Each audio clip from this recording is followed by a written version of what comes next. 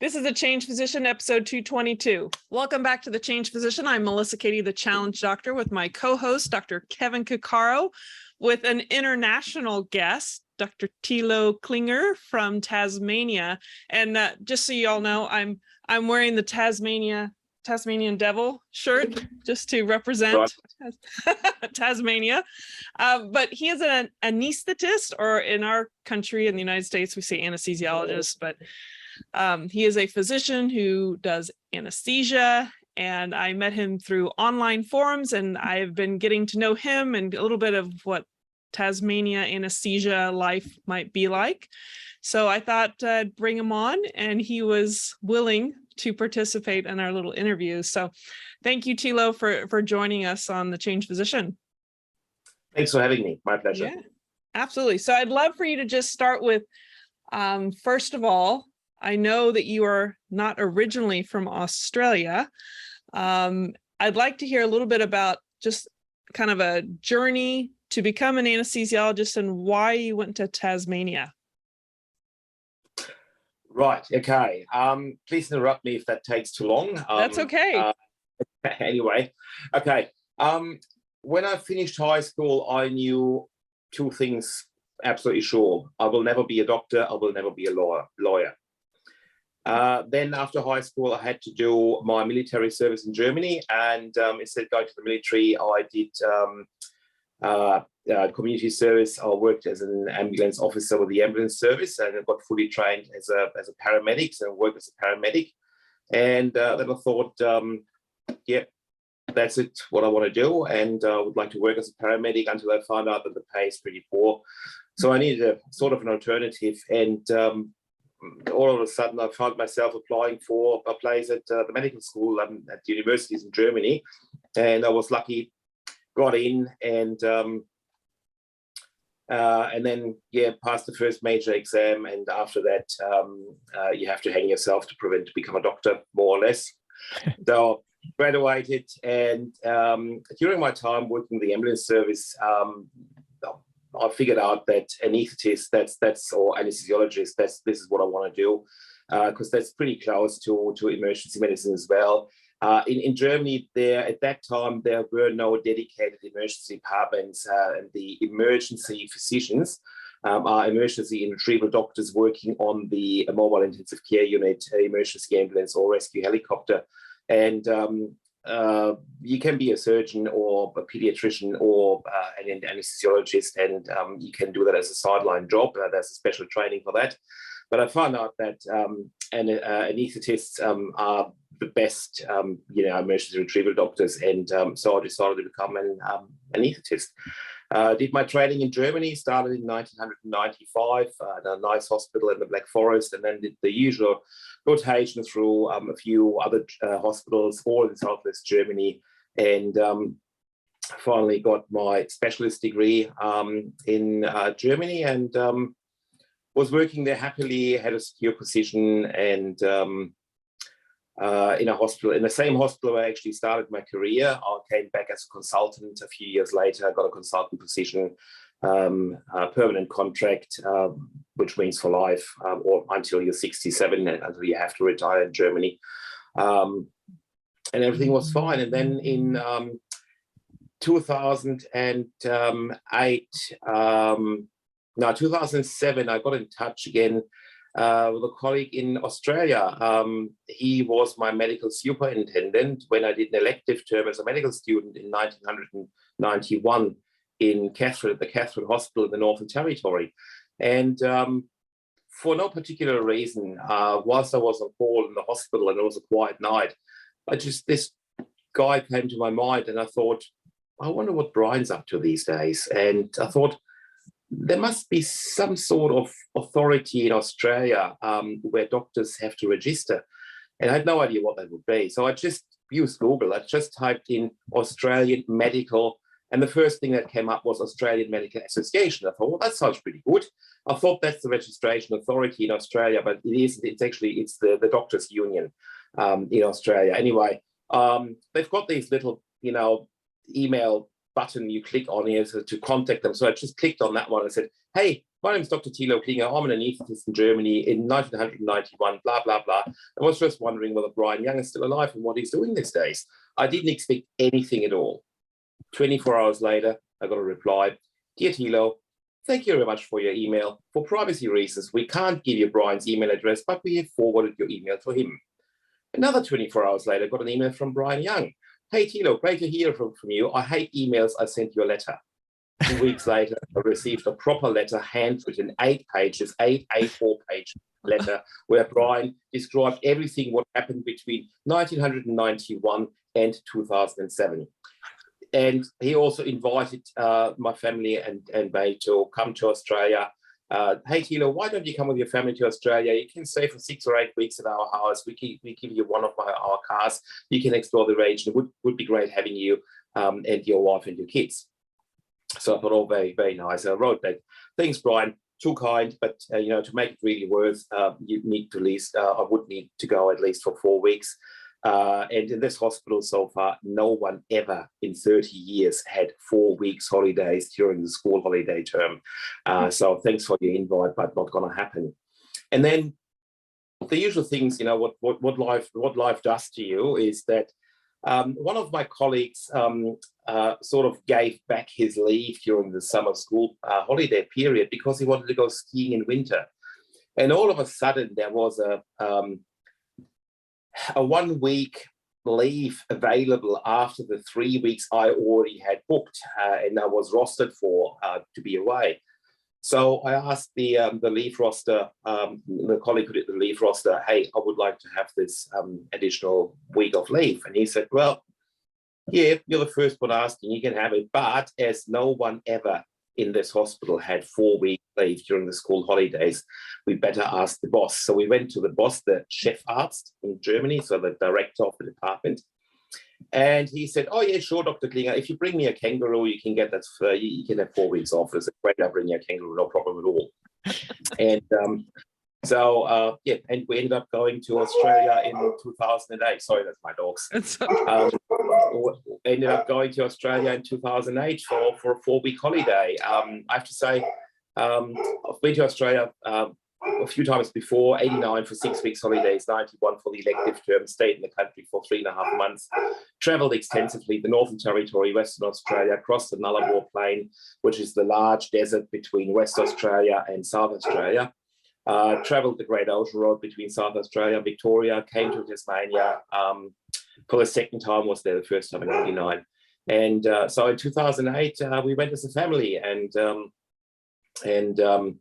my wife has been to Australia before as well. In 1998, we went to Australia for a 3 week holiday, which was quite short. And that's why I knew that 3 weeks is not enough to fly from Europe to Australia, because it's just the flight is killing you. Just the amount of time you need. It's a 24-hour in the airplane. That's They want your attention. Rufus, yes. So anyway, so we came to Australia in 2008 for a holiday for 4 weeks, and that 4 week holiday sort of, led to the idea to move to Australia and just live here. And so after that holiday, where we have been asked, oh, you like Australia? That's your fourth trip to the country. And you're a doctor, why don't you stay? We need doctors. And it turned out there was a huge, and still is, a specialist shortage in Australia. And so I asked my wife, what do you think about moving to Australia? And she said, yeah, why not? I asked the kids. And the kids said, yeah, do we have to fly back first or can we stay outright? The whole family got even 5 minutes to make that decision. Rufus, I'm no. They want attention, don't they? Yeah. Yeah, so that's how I ended up in Tasmania. So basically what happened is I did some research, had to find out what I need to do. The first thing was a language test, which is pretty strict. Yes, you have to do either the International English, the IELTS test, the International English Language Testing System test, or something similar. Okay. And that's something you have to study for. Actually, I sent the test to Brian Young So Brian Young is a GP. He was the medical superintendent in 1991 at the Catherine Hospital. The Catherine Hospital at that time was a 60-bed hospital in the Northern Territory run by 5 GPs. They had a GP anaesthetist, they had a GP surgeon, and it's pretty remote, 300 kilometers south of Darwin. But it has a massive catchment area. Some patients are traveling 3 or 4 days by road to get to the hospital. So I said, and Brian is born in England. He grew up in London during the Second World War, and then immigrated to Australia. So he's a native English speaker. I sent him the parts of this language test I had to do, and he was absolutely flabbergasted. He said, "Well, I would need to study for that test. I would not pass this test from the get-go as a native speaker." So the demands are pretty high. If you want to work in a professional role in Australia, you have to have, very, very good marks in this test before they even consider letting you in. So I did the language test, and then I sent my paperwork to a recruiting agency. At that time, I think they still do it these days. The Australian recruiting agencies, they're placing big ads in German professional newspaper, in the German physician journals. Would you like to live on the beach? Would you like to go diving and snorkeling? Would you like to go snorkeling? Come to Australia, work in Australia. Sounds like you don't have to work here and it's on all holiday, which is not true. But anyway, they try to get people over to Australia. Yeah. So sent my paperwork to a recruiting agency, and they came up with lots of great ideas where it would work. So they said, "Oh, look, we've got a position in Geraldton, in Port Hedland, in Mount Isa, in Wagga Wagga, in Broken Hill." Now, the good thing was that I knew these places. I've been to most of them, and the others I know where they are. So to cut it short, they're all mining towns in the outback. So that's where nobody wants to live, where nobody except who work in a mine wants to work. At that time, that was the mining boom at the end of the 2000s, which made Australia incredibly rich. That's why Australia came through the global financial crisis pretty well unscathed, because we have all these minerals, coal and diamonds and iron ore and whatsoever. And all these towns they offered me positions are mining towns, back of Whoop. So it's out in the sticks, 3,000 kilometers north or 5,000 kilometers north of Perth, or in the middle of the desert. And luckily, I've been to Mount Isa, I've been to Geraldton, I've been to Port Hedland. I know where Broken Hill is, in the middle of nowhere, and same goes for Wagga Wagga.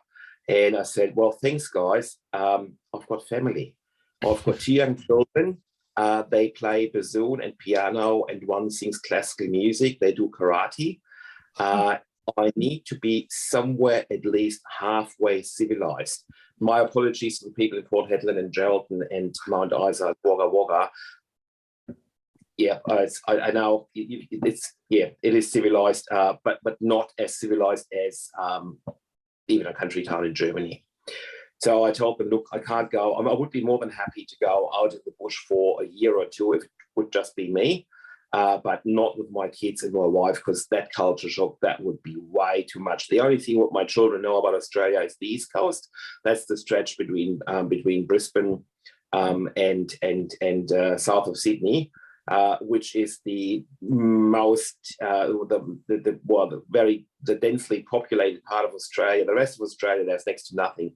Especially the west coast of Australia, Western Australia, you can drive for whatever, hours and hours and hours, and you wouldn't see another car because there's nothing.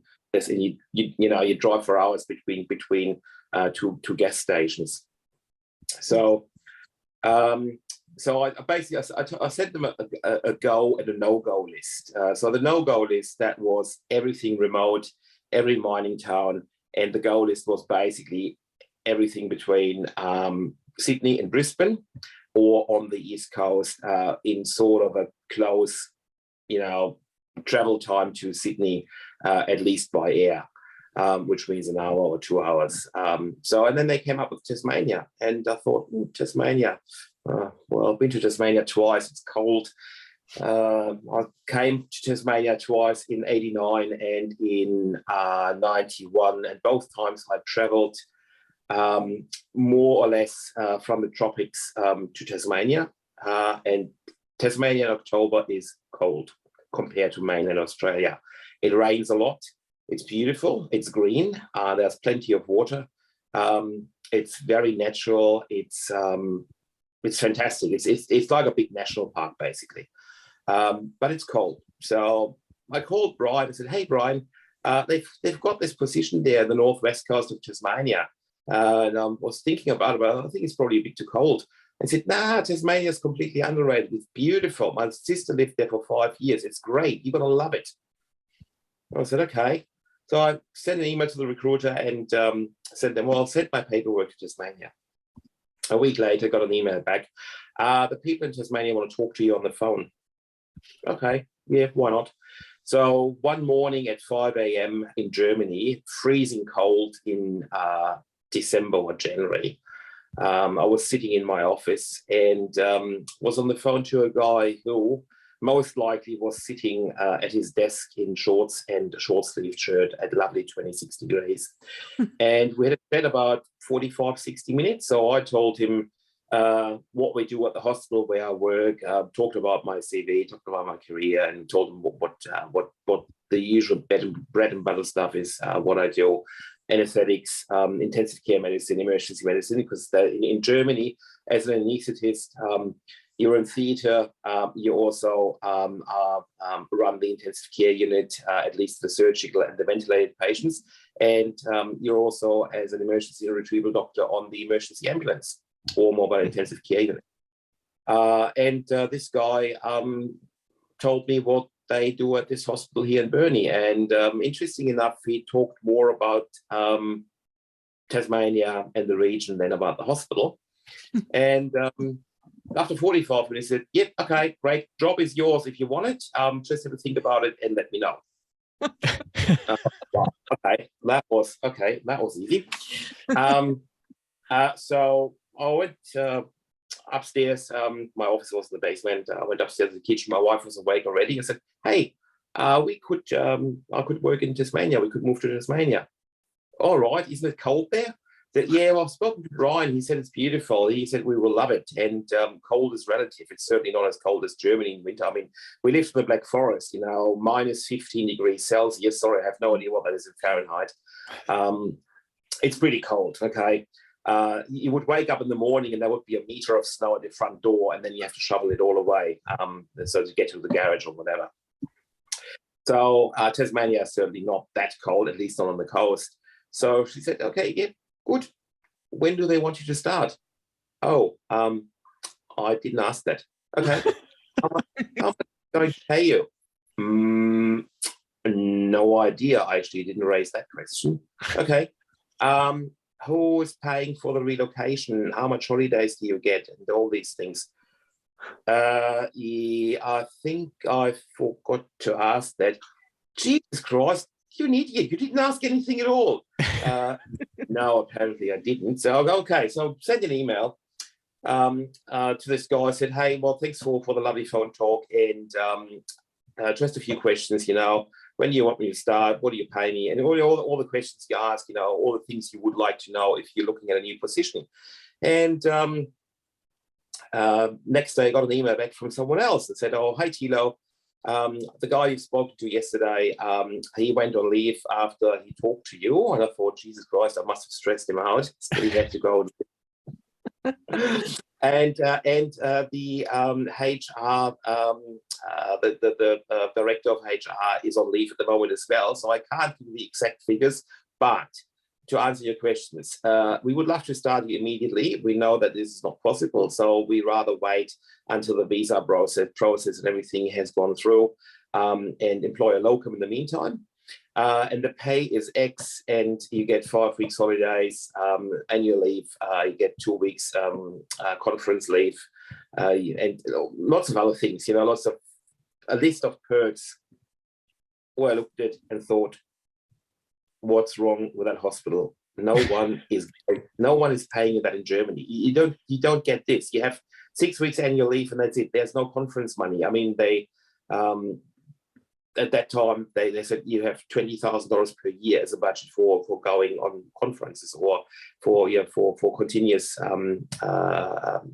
professional development, education, and lots of other things. And I thought, there must be something wrong. I didn't realize at that time that this is pretty standard in Australia. This is what you get as a doctor in Australia. So there is annual leave, there's CPD leave, there's a CPD budget, there's a car, there's a mobile phone, there's a laptop.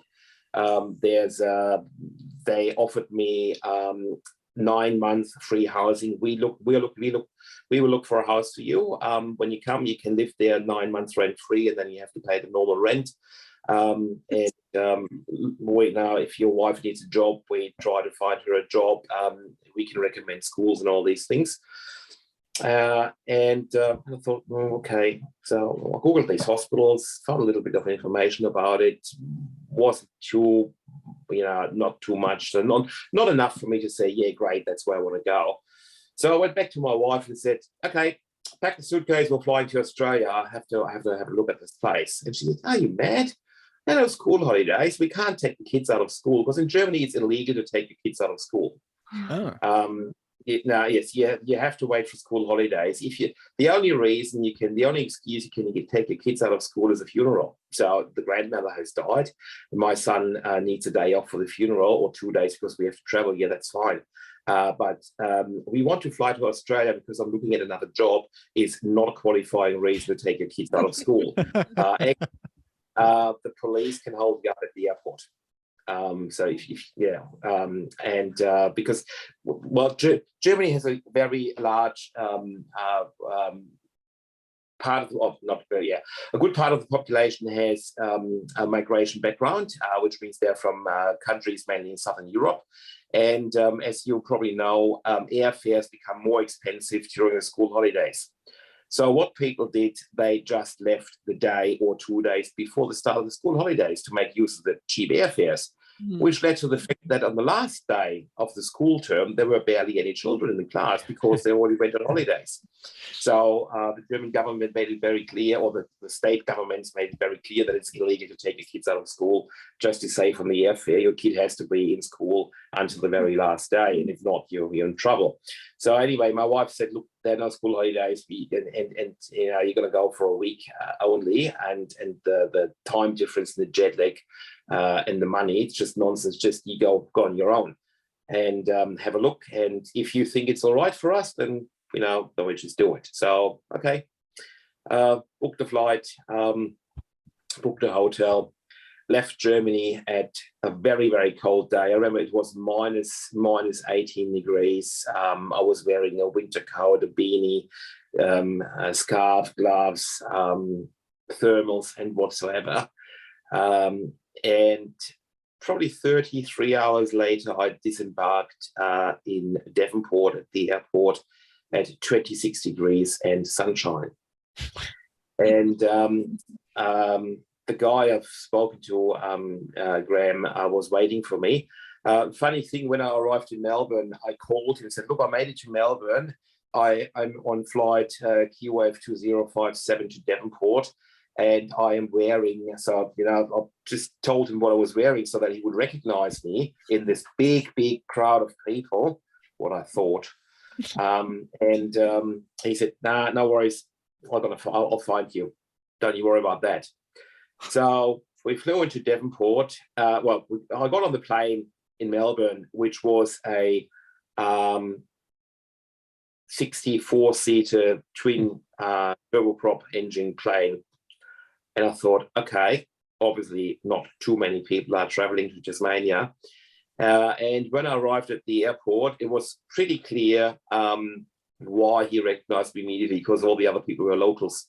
So all the other were just heading over straight for the exit because they didn't have any luggage at all, or they were greeted by family members. And the only guy who looked lost, that was me. So that's how I knew whom to look out for. So here I was in Tasmania, 26 degrees sunshine after I left Germany in winter. So that was the first positive thing, 26 degrees sunshine in February. Excellent. And then Graham did a very good job at recruiting. He showed me the hospital here at Burnie for 1 hour.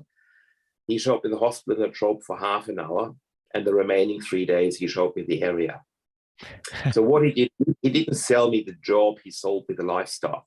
Mm-hmm. And he said, look, an operating theatre is an operating theatre, an anaesthetic machine is an anaesthetic machine, and propofol is propofol, no matter where you are in the world. However, if you sign that contract, if you come to Tasmania, this is what we can offer.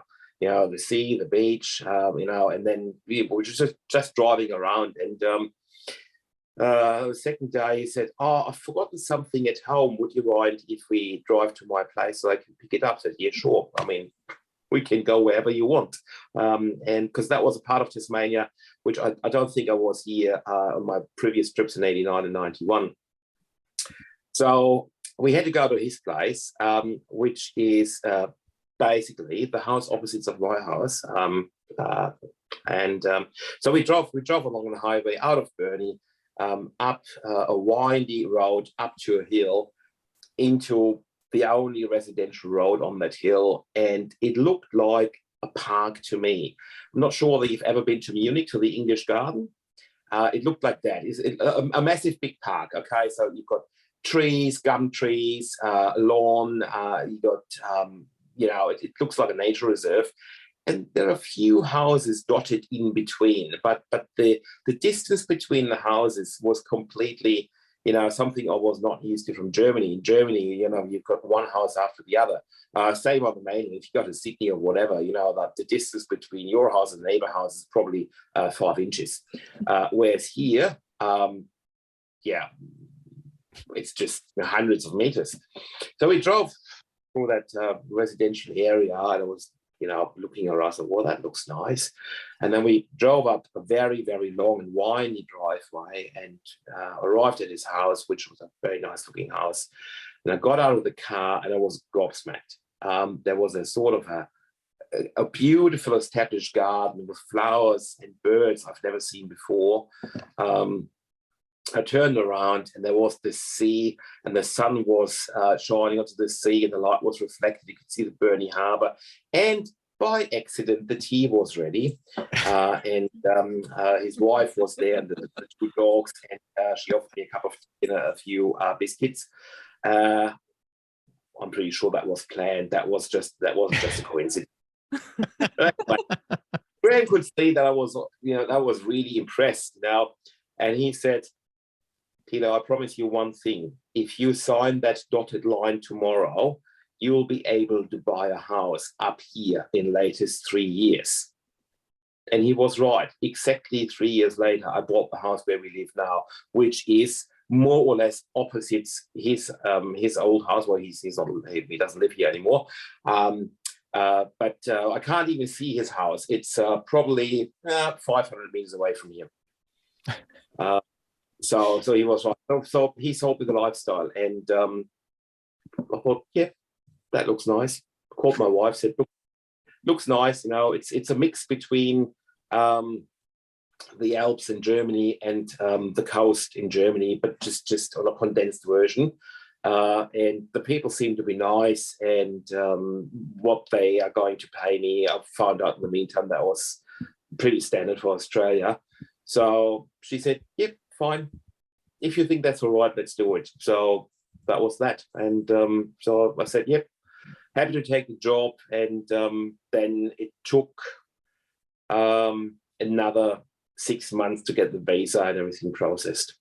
Mm-hmm.